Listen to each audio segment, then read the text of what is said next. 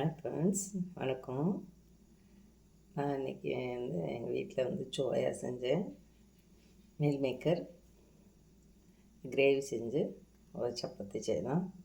அதுக்கு தண்ணியை கொதிக்க வச்சுருக்கேன். நல்லா இது கொதிக்கட்டும். சோயா போட்டு நம்ம அப்படியே மூடி வச்சிடலாம்.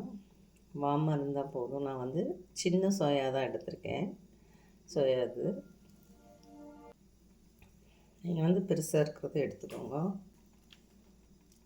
இது சின்ன சின்னதாக இருக்குது. நீங்கள் பெருசாக இருக்கல அதை எடுத்துக்கோங்க. இப்போ தண்ணி இதை சுட்டுச்சு. என்னென்னா பபிள்ஸ் வந்துச்சுங்க, போகணும். இதில் சோயாவை போட்டுடலாம். நான் ஒரு 100 கிராம் எடுத்துப்பேன்.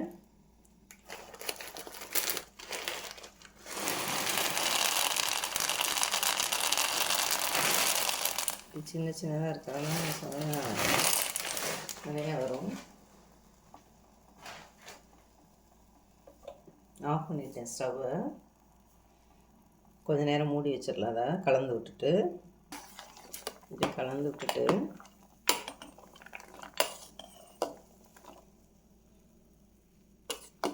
மூடி வச்சுருங்க.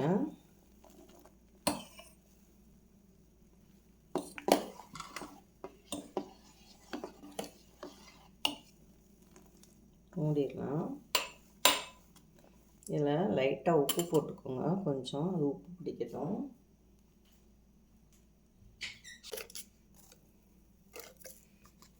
ஒரு அரை டீஸ்பூன் போட்டிருக்கேன். மூடிடலாம். பாருங்க, வச்சதை நம்ம வடிகட்டிட்டு நல்லா 2 தடவை தண்ணியில் அலசிடுங்க. அலசிட்டு தண்ணியை பிழிஞ்சு எடுத்துருங்க. நான் எடுத்துகிட்டு வரேன். இப்போ நான் நல்லா தண்ணி இல்லாமல் பிழிஞ்சு எடுத்துட்டேன். தண்ணி இருந்தால் திருப்பி ஒரு தடவை நீங்கள் பிழிஞ்சுக்கோங்க. தண்ணி வரத்தாங்க செய்யும். கொஞ்சம் இன்னும் நல்லா கூட பிழிஞ்சுக்கோங்க.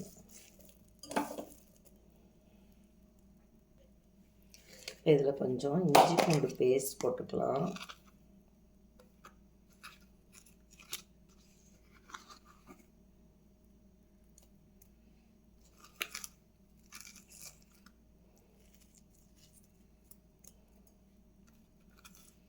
ஒரு டீஸ்பூன் அளவுக்கு போட்டுக்கோங்க.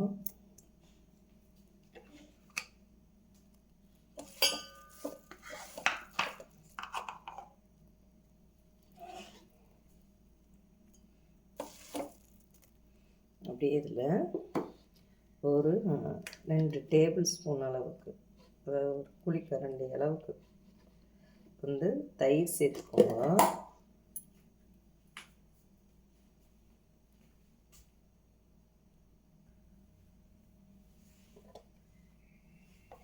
இப்படி ஒரு ஸ்பூனில் நிறையா எடுத்து ஒரு ஸ்பூன் நிறையா ஊற்றிருக்கேன்.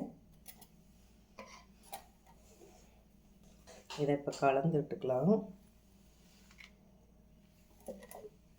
இதோட கொஞ்சம்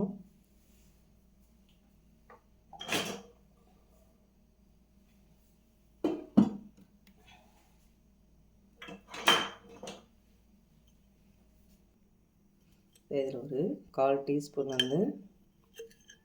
நம்ம மஞ்சத்தூள் சேர்த்துக்கலாம். 1/4 டீஸ்பூன் சோம்பு,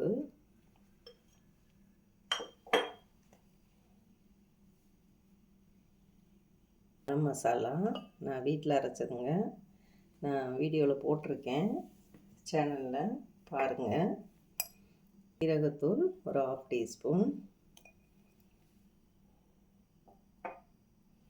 இதோட நம்ம கொஞ்சம் காஷ்மீரி ரெட் சில்லி பவுடர் சேர்த்துக்கலாம். இது ஒரு 1/2 டீஸ்பூன்.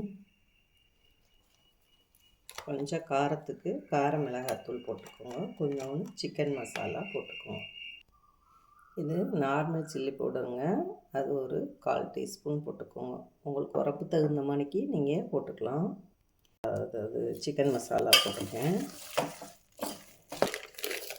சால்ட்டு கொஞ்சம் ஒரு 1/4 டீஸ்பூன் போட்டுக்கோங்க.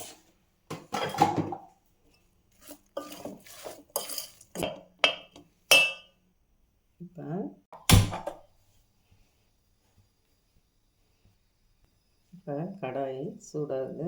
இதில் எண்ணெய் விட்டுலாம்.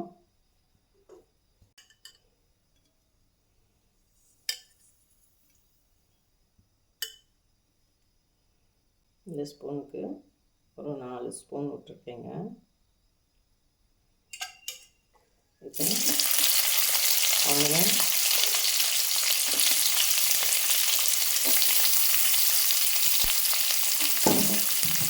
ஆனியன் 2 ஆனியனில் கொஞ்சம் மட்டும் தாளிக்கிறதுக்கு எடுத்து வச்சுருக்கேன். பெருசாக இருந்தனால நீங்கள் மீடியம் சைஸாக இருந்தால் ஒரு 3 வெங்காயம் கூட எடுத்துகிட்டு அதில் 2 வதக்கிக்கோங்க. ஒன்று தாளிக்கிறதுக்கு வச்சுக்கோங்க. இது இந்த பருப்புங்க, இது மிளன் சீசன்வாங்க பாருங்கள். இதை நல்லா கழுவிட்டு நம்ம இதோட சேர்த்து போட்டு வதக்கிக்கலாம்.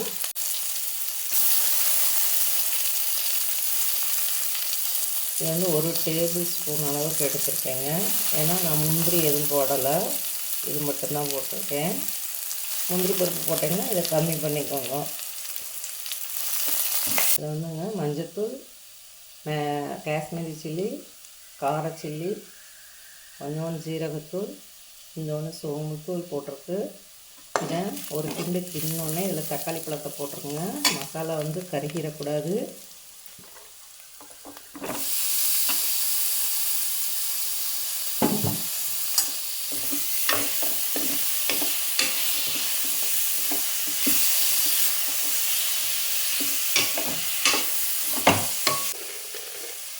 கம்மியாக தாங்க போடுறோம். 1/4 டீஸ்பூன் தான் போட்டிருக்கேன். ஒரு நிமிஷம் மூடி வச்சுக்கலாம், சீக்கிரம் வதங்கிடும். இதில் இப்போ சிக்கன் மசாலா சேர்த்துருக்கேன் 1/2 டீஸ்பூன். கிண்டி விட்டுறேன்.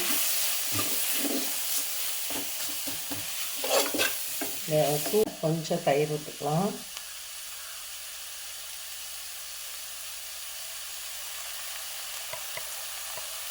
அதனால் 2 டீஸ்பூன் விட்டுருக்கேன். அதில் ஒரு 1/4 டீஸ்பூன் இது அளவு கொடுத்தேன். 4 கப்புக்கு கொஞ்சம் நிறையா 3 டேபிள் ஸ்பூன் விட்டுருக்கேன். அதில் இந்த ஸ்டவ்வை ஆஃப் பண்ணி விட்டுருங்க. தயிர் இதாக ஆகிடலாம். இந்த சூப்லேயே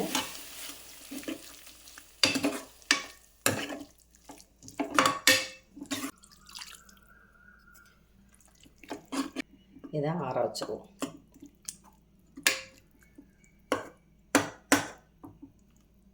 அந்த சீட்ஸ் வந்து எதுக்கு போடலாம், கிரேவி வந்து திக்னஸ் கொடுக்குங்க. உங்களுக்கு நல்லா டேஸ்ட்டாக இருக்கும். ஷாப்பில் எல்லாம் கிடைக்கிது பார்த்தீங்களா, ஹோட்டல்ஸ்லாம். அது இது யூஸ் பண்ணுவாங்க. கொஞ்சம் முந்திரி இருந்தால் முந்திரி போட்டுக்கோங்க. அது ஓவர் கலர் சொன்னீங்கன்னா இந்த பருப்பு சேர்த்துக்கலாம், ஒன்றும் பிரச்சனை இல்லை. இல்லைன்னா நீங்கள் கசகசா தேங்காய் அரைச்சி ஊற்றியும் செஞ்சுக்கலாம். நம்ம இஷ்டம் தாங்க. கிரேவி எப்படி வேணாலும் வச்சுக்கலாம். தேங்காய் பால் ஊற்றும் போது ஆனால் நீங்கள் ரொம்ப தயிர் சேர்க்காதீங்க. அதில் பாருங்கள், அந்த இது ஆறுறதுனால நான் இப்போ கோதுமை மாவு எடுத்துட்டேன். அதில் கொஞ்சம் 1/4 டீஸ்பூன் உப்பும் 1/2 டீஸ்பூன் வந்து சுகர் பவுடர் சேர்த்துக்கிட்டேன். சுகர் பவுடர்ன்றதுனால இதை நீங்கள் ஒரு லுக் வார்ம் வாட்டர், கை தொட்டு பார்த்தா வெது வெதுன்னு இருக்கிற மாதிரிக்குள்ளதில் எடுத்துக்கோங்க. ரொம்ப சூடாலாம் வேண்டாங்க, வெது வெதுன்றப்பல இதை ஊற்றி நம்ம பிசைஞ்சு எடுத்துக்கலாம்.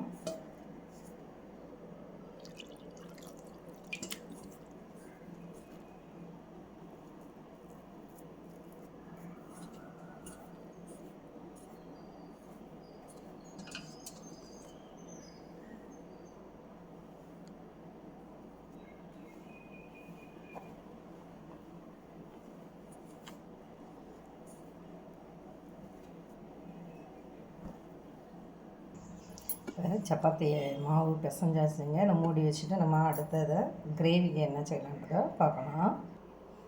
இப்போ இதை ஹீட் பண்ணிடலாம்.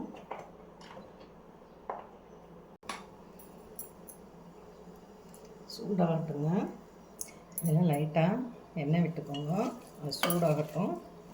சூடானோடனே இந்த மசாலா கலக்கி வச்சோம்ல போட்டு சோயா சாஸ் அதை போட்டு லேசாக வதக்கி தனியாக எடுத்து வச்சுக்கலாம்.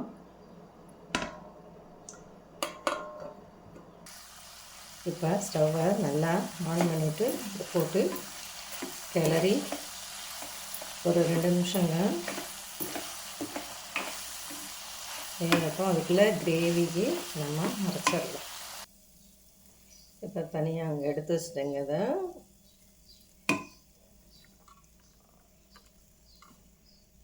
இப்போ இதில்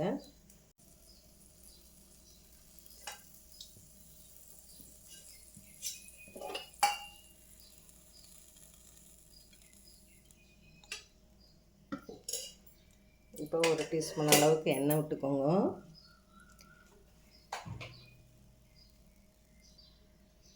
எண்ணெய் சூடாயிடுச்சு.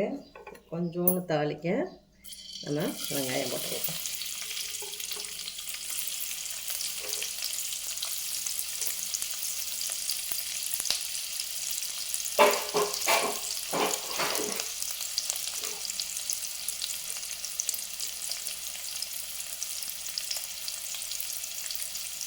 அப்படியே 2 பச்சை மிளகாய் இதை வதக்கிட்டு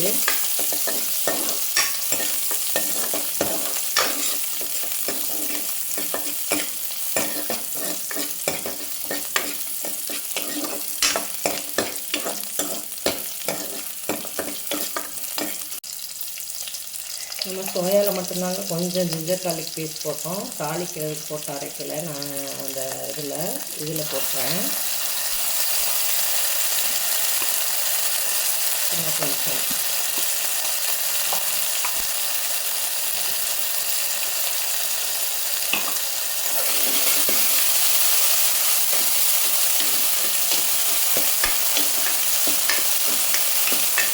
இப்போ இதில் கிரேவியை ஊற்றிடலாம்.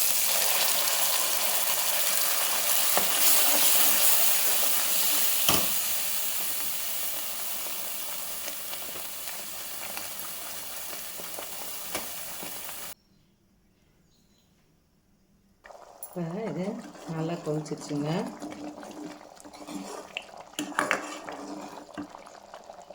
இப்போ நம்ம சோயா போட்டாச்சுங்க.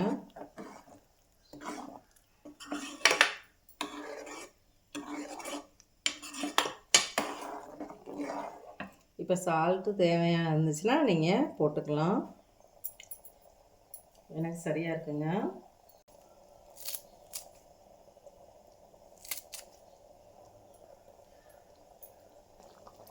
அவ்வளோதான். இதில் இப்போ கொஞ்சம் இந்த அமுல் ஃப்ரெஷ் க்ரீம் இருக்குது பார்த்தீங்களா, இல்லைன்னா உங்கள் வீட்டில் பால் ஆடை எடுத்து வச்சுருந்தீங்கன்னா அதை கொஞ்சம் ஊற்றிக்கோங்க.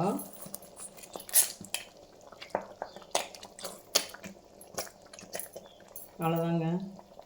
இதை அப்படியே ஆஃப் பண்ணிடலாம். அது அந்த சூட்லேயே இந்த க்ரீம் கரைஞ்சிரும். ரிச்சான கிரேவிங்க. நீங்கள் ஹோட்டலில் கூட வாங்கி சாப்பிட்டா கூட உங்களுக்கு எவ்வளோ செலவாகும் பார்த்துங்க. இது நம்ம ஒரு குடும்பமே வச்சு சாப்பிட்டுக்கலாம். இல்லாதவங்க இப்படி செஞ்சு நீங்களே வீட்டிலே செஞ்சு சாப்பிட்டு பார்த்துட்டு எப்படி இருக்குதுன்னு சொல்லுங்கள். பாருங்கள், சப்பாத்தி ஒன்று போட்டுட்டேன். ஸ்கொயர் ஷேப்பில் போடுவேன் நான்.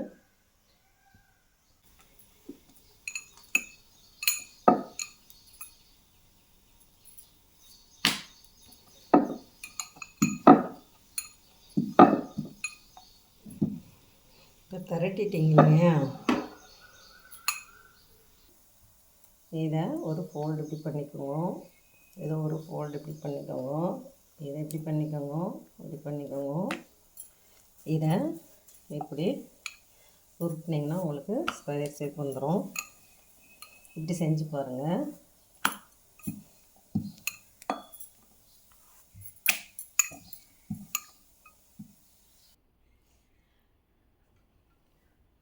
பாருங்கள், சோயா கிரேவியும் சப்பாத்தியும் ரெடி ஆயிடுச்சு.